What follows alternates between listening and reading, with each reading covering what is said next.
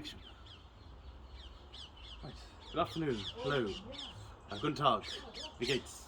My name is Thomas Binstead. I am a beekeeper. I've been beekeeping now for 5 years. And welcome to one of my apiaries. We have 5 colonies here. 5 colonies of western honeybees, Apis mellifera. I'm just going to show you a brief introduction to beekeeping and its place in a wider sustainability context. Okay, so what we have a smoker. So a smoker is used to pacify the bees. The idea is that it replicates a forest fire. The response of the bees is to gorge themselves with honey, so they become sedate and less likely to attack. I also have my hive tool for prizing open boxes and releasing frames. So what we're going to do, because it's too cold this time of year, because it drops below 10 degrees, we don't like to open the hives for too long. So I'm just going to check that there is sufficient feed for them to survive for the next fortnight or so until the next inspection.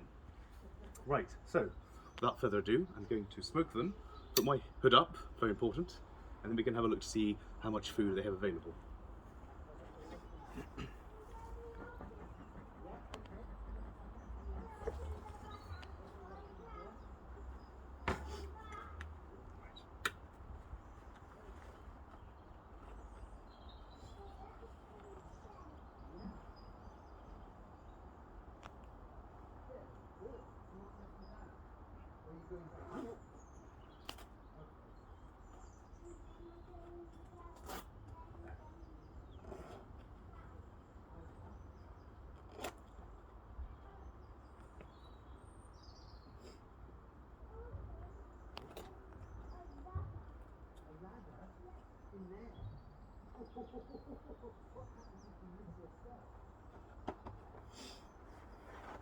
Right, ready. Okay, so I've smoked this colony. This time of year, because it's winter,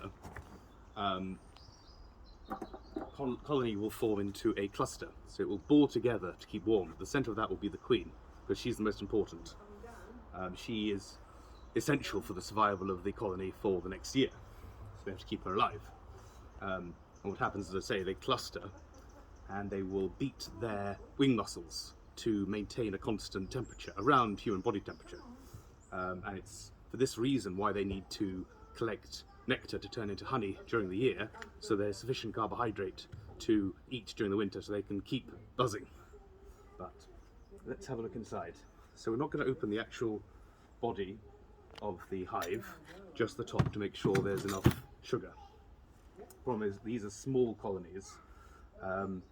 They're first year colonies, so they might not have been able to collect enough honey or nectar to turn into honey to make it through the full year. So we have to add supplemental feed to keep them alive.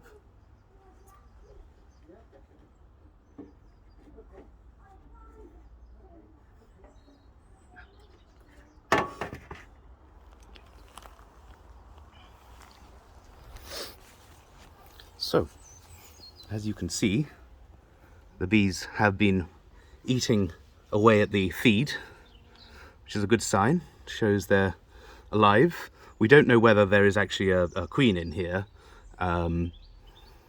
because we don't want to disturb them during the winter, but there is sufficient workers, it seems, to actually maintain that temperature and also to feed her and to maintain the health of the colony. So this is a good sign.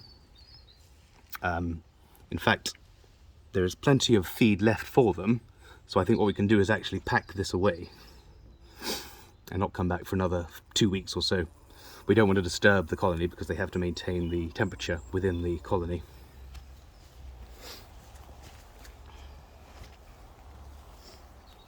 Right, I'm going to put them away now.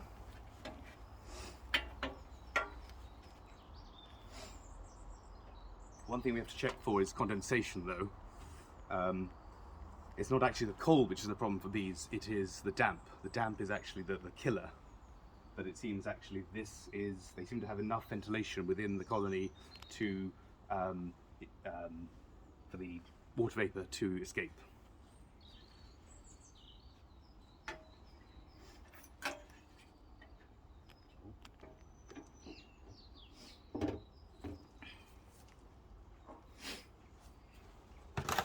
So it looks like a very healthy colony.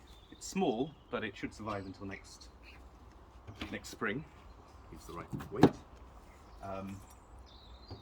But in terms of the honeybee's place within the context of sustainability, honeybees are only one species of bee.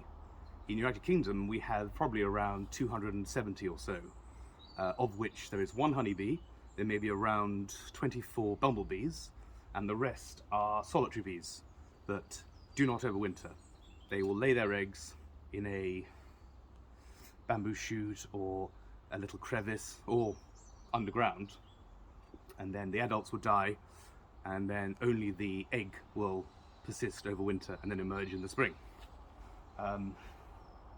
One of the potential issues, certainly recently, we've seen the blight of varroa, which is the mite that has caused many problems around the world. It's a bee pandemic.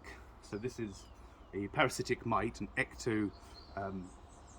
ectoparasite, which feeds on the fatty tissue of the bees. In doing so, it is also a vector for viruses, and it's those viruses which have caused considerable destruction to many colonies around the world. One problem, though, in response to that pandemic has been the surge in the number of amateur hobbyist beekeepers in urban environments, and it's the concentration of honeybees in relatively small environments that can lead to potential competition issues with the local native pollinators, whether they be bees or hoverflies or even wasps. So it is important, and I view it as important, to ensure that I do not have too many colonies of my managed agricultural livestock in any one place that could potentially cause problems for the local pollinator populations. This is an apiary of 5 colonies. I will not put any more here because I want to make sure there's sufficient forage, which is pollen and nectar, for all the other species in the area. I think, yes, I've given you a taster. Thank you very much for watching, and auf Wiedersehen.